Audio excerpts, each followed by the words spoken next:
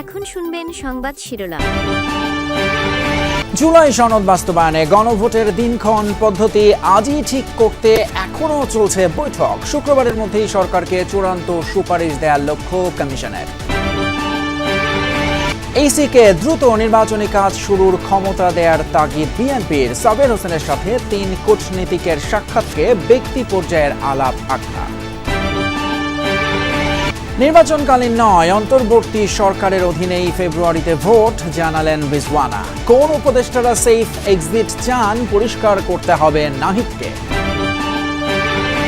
এবারে গুমের 2 মামলায় শেখ হাসিনা সহ 30 জনের বিরুদ্ধে গ্রেপ্তারি পরোয়ানা। কোনো বাহিনী নয়, বিচার হচ্ছে অপরাধীদের, বলছে প্রসিকিউশন। ভুক্তভোগীদের সন্তুষ্টি।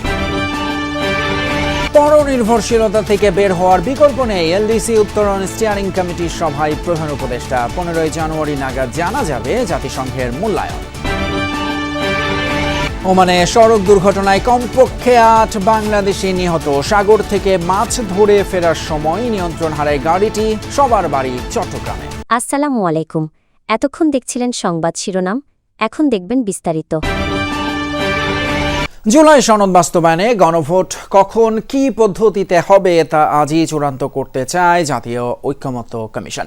রাজনৈতিক দলগুলোর সাথে বিষয়ে আজই আলোচনা শেষ করতে চান কমিশনের সহসভাপতি ডক্টর আলী রিয়াজ। বিকেলে ফরেন সার্ভিস একাডেমিতে রাজনৈতিক দলগুলোর সাথে ফের আলোচনায় বসে জাতীয় ঐকমত্য কমিশন।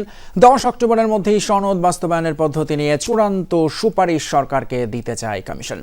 জুলাই সনদের সাংবিধানিক প্রস্তাবগুলো বাস্তবায়ন পদ্ধতি নিয়ে এখনও মতপার্থক্য রয়েছে রাজনৈতিক দলগুলোর মাঝে। বিএনপি চায় জাতীয় নির্বাচনের পর আইনসভায় হবে বাস্তবায়ন এসব প্রস্তাব। অন্যদিকে জামায়াতে ইসলামীর দাবি আগেই এসব প্রস্তাব বাস্তবায়ন করে তার আলোকে দিতে হবে সংসদ নির্বাচন। ঐকমত্যে পৌঁছে 15 অক্টোবর সব দলের স্বাক্ষর নিয়ে সনদের পূর্ণ রূপ দিতে চায় কমিশন। সংলাপে জামায়াতে ইসলামের নায়েবে আমির আব্দুল্লাহ মোহাম্মদ তাহের বলেন, নভেম্বরে গণভোট দিতে হবে। নির্বাচন প্রশ্নবোধক হলে গণভোটও প্রশ্নবোধক হবে। বলেছেন, বিএনপি বলছে তারা সংস্কার মানে, আবার নোট অফ ডিসেন্টও দিয়েছে। তাদের অবস্থান পরিষ্কার করার আহ্বান জানান তিনি। গণভোট বাস্তবায়নের পথ পদ্ধতি নিয়ে আপনারা যদি আলোচনা করেন, আমাদেরকে আরেকটু সুনির্দিষ্ট করে বলেন, তাহলে আমাদের জন্য আবারও সুনির্দিষ্ট প্রস্তাবটি সরকারের কাছে দেওয়া সম্ভব। আপার হাউজের যদি আমরা গণভোটটা অ্যাকসেপ্টেড হয়। সাবির হোসেন চৌধুরীর সাথে কূটনীতিকদের সাক্ষাতের ঘটনাকে ব্যক্তি পর্যায়ের আলাপ বলে মনে করে বিএনপি। ইউরোপীয় ইউনিয়নের রাষ্ট্রদূতের সাথে বৈঠকের পর দলটির স্থায়ী কমিটির সদস্য আমির খসরু মাহমুদ চৌধুরী বলেন, কালক্ষেপণ না করে ইসিকে দ্রুত নির্বাচনের কাজ শুরু করার ক্ষমতা দেওয়া উচিত। ত্রয়োদশ সংসদ নির্বাচনে ইউরোপীয় ইউনিয়নের পর্যবেক্ষক পাঠানোর সিদ্ধান্তকেও স্বাগত জানিয়েছে বিএনপি। বুধবার সকালে গুলশানে বিএনপি চেয়ারপারসনের কার্যালয়ে আসেন ঢাকায় নিযুক্ত ইউরোপীয় ইউনিয়নের রাষ্ট্রদূত মাইকেল মিলার। বৈঠক করেন বিএনপি মহাসচিব সহ দলটির প্রতিনিধি দলের সঙ্গে।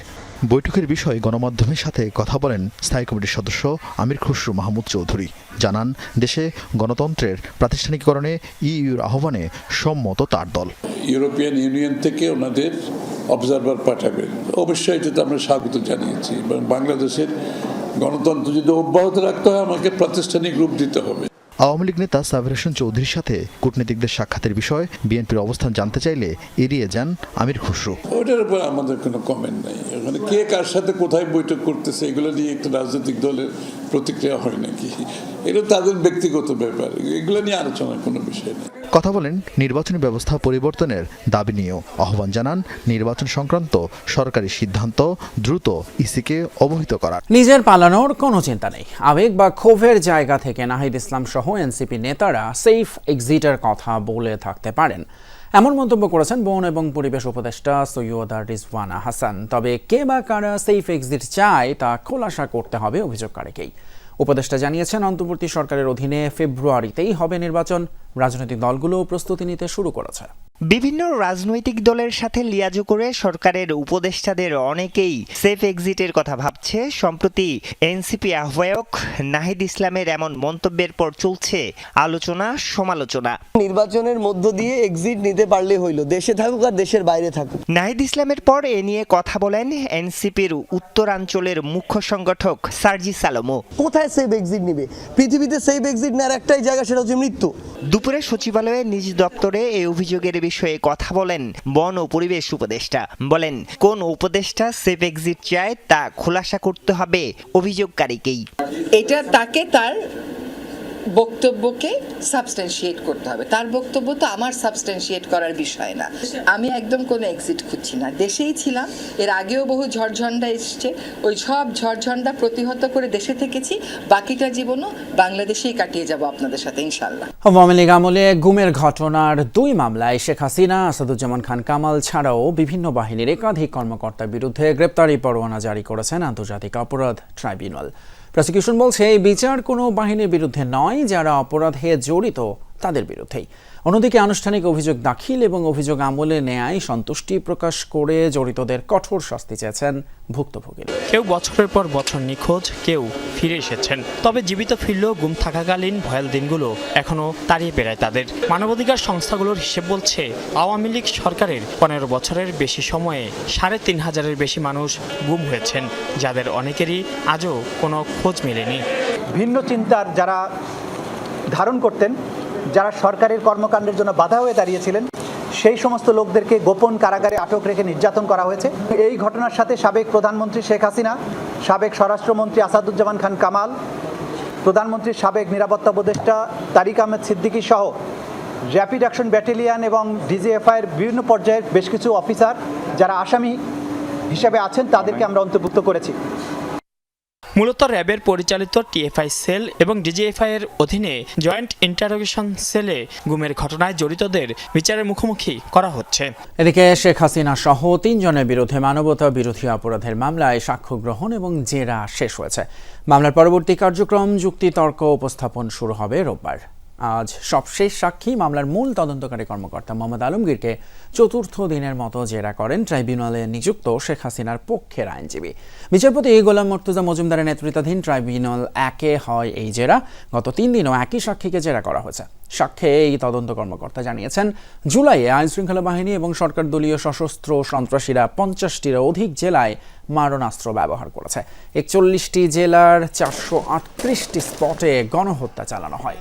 শেখ হাসিনার বিরুদ্ধে এই মামলায় 25 কার্যদিবসে মোট 54 জন সাক্ষ্য দিয়েছেন। প্রত্যেকেই জুলাই গণহত্যার দায়ে শেখ হাসিনা সহ সব আসামির সর্বোচ্চ শাস্তির দাবি জানান।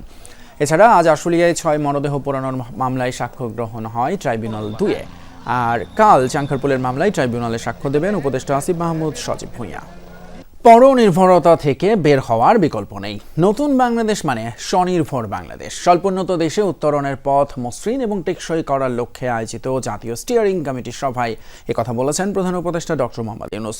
বৈঠক নিয়ে ব্রিফিংয়ে তার প্রেস সচিব জানান, চলতি মাসেই এলডিসি গ্র্যাজুয়েশনের মূল্যায়ন করবে জাতিসংঘ। 15 জানুয়ারি নাগাদ জানা যাবে বিস্তারিত তথ্য। এ সময় প্রেস সচিব দাবি করেন, বাজারে কমতে শুরু করেছে চালের দাম।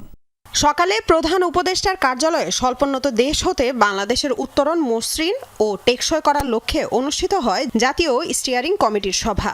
সভাপতিত্ব করেন অন্তর্বর্তী সরকার প্রধান ডক্টর মোহাম্মদ ইউনূস।